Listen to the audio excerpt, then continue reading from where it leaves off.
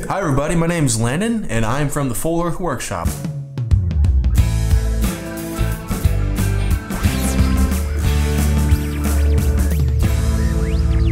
We're looking today at the Haunebu II, which is this really cool kit from Squadron Models.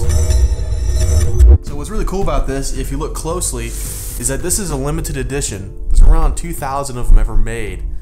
So this is actually a kind of add-on to the full production kit of the normal Haunebu II, but this one, instead of being the military version, has additional kit parts to make a civilian version.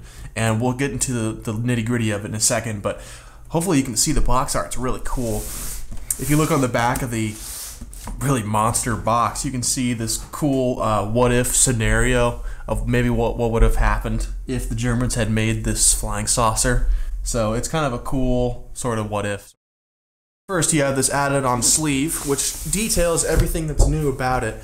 You've got some added crystal clear canopies, upgraded resin wheels, you've got some different decals, and different parts that are on top of the ship in various areas. So like I said before, this is a repackaging of the already existing Haunebu II kit. They just added some of those extra parts that we showed to you earlier. So let's open this thing up and see what's inside. As you can see, this is a giant box.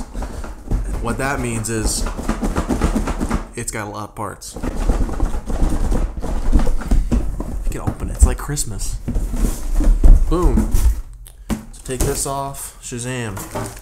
So one thing that we noticed when we actually got this kit, well here you go, you got the decals, is they have this really nice color manual and there's some nice full color painting guides, things like that. So you can see the difference between this and the box art of what the original looked like. Now, one thing that we did notice about this model, I don't know if it was a mistake, but we did not get the normal manual that comes along with it. So I don't know if maybe when they repackaged it, it just wasn't put back in, or maybe somebody bought this, took it back, and forgot to put the manual back in. I don't know what happened, but it's not there for this one. But if you look closely, this is a big model. This is actually 1:72 scale, so little tanks that you can make or airplanes in 1:72 scale will match this. So it's pretty sweet. We're gonna start doing the unpackaging of this particular kit, and to show you the scale, I brought out my old Abrams model. It's in 1/72 scale, and you can see the saucer is gigantic. Each of these pieces link up to get a full circle. And to make this exciting, we're gonna open it right in front of you right now. Get some handy dandy scissors, make this happen. Each of these individual sprues are all packaged with their individual bags, which is pretty nice. Kind of farmed it, but they're open, and so you can see the individual parts have really great detail. There's kind of a lot of sheen going on there, but you can see there are lots of rivets. And this is a really big kit, so I mean those rivets are massive. I mean look at the comparison between this and the tank. I mean man, this is just a part of the whole saucer. And what's cool about these is they go together pretty well from what I can tell. So you're not going to have any problems like with the old kits, you know, from Revell or Monogram where stuff doesn't actually fit.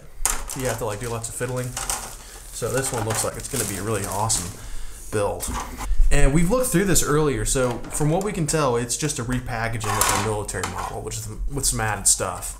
So you can just see the scale of this kit. I mean, this has got to be over a foot, maybe like 13 or 14 inches across. It's really big, so it's pretty awesome. I don't think I've ever built a kit this big, or really provided with a lot of detail. You can see these parts of the upper portion of the hull. And what's really cool, like I mentioned before, are these new resin parts, which have been added into. So you can see these resin wheels. So these are all added for this new kit. These were not in the original kit. And from as far as I know, this is the same price as the old one. So get some added options. But it's the same kit as well. So if you said, oh man, I don't want to make the civilian version, you can just make the other one, the original. So that's pretty cool. Lots of these are duplicated, so you can see some more of these turrets. And some wheels. You'll be seeing a lot of this again because we'll do a build video on this model. And then what's cool about this also is that it has an interior. Man. Boom. So check this out. The interior detailing is pretty nice. And so this will go inside the saucer in this orientation. Of course, these other pieces will go around. And here you've got the control panels. So you can see these are massive. It'd be kind of cool to get a 172 person and put them in here. And then here we've got the bottom portion of the saucer. Look at that. Man, that's massive. And then here are some other added parts, more resin pieces. And so these would replace the turrets for the civilian version if you wanted to do that instead. And so instead of having cannons on turrets on the bottom, you switch it out for these clear pieces, which it kind of said in the manual that they're lasers or something like that, or maybe sensors. But look, you can see these are just vacuum formed clear parts. So you cut these individual domes out and put them on where the turrets would be in conjunction with these new resin pieces. So we're going to be unpackaging these lower portions of the saucer to show you guys some scale. And look at that. Half circle. What's also really cool about this model is that the saucer looks sort of similar to the Lost in Space one. And actually, when we were looking at models, we saw Lost in Space 172 saucer. We're like, oh, look at that. But this was half the price, and we thought, man, that's pretty cool. So we chose this one instead. But it kind of gives you the same sort of feeling, I think. Here's the other half. So check this out. Boom, if you were to put these together, look at that. So those little cutouts, these are where the turrets or the added-on parts would be. And what's cool is that these panels here are where ramps would go. So you have these articulated ramps that you can fold up or down depending on whether you want it in flying or in a landed position. So pretty cool stuff. So I'm going to try to create this so you guys can see a more accurate picture of what this is sort of going to look like with just laying these pieces together. Look at that, boom. Sort of put together saucer. Wow. Kind of fun, huh? Really big. This is going to be a really fun kit to do a lot of weathering on.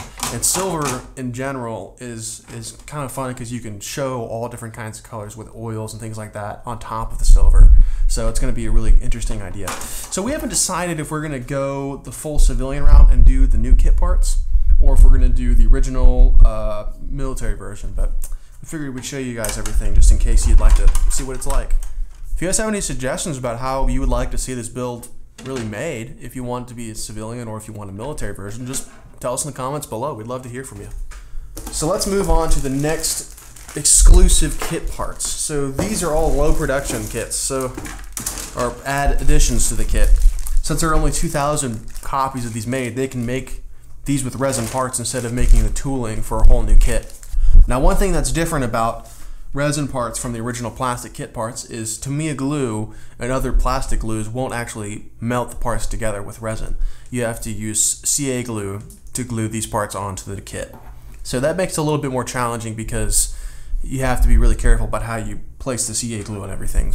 Also, another thing is a lot of times with these resin kit parts, they come with these bridges. If you see old kit parts from maybe a model kit from the 60s, the sprue will have lots of flashing and kind of create this kind of bridge, so you'd have to clean it off.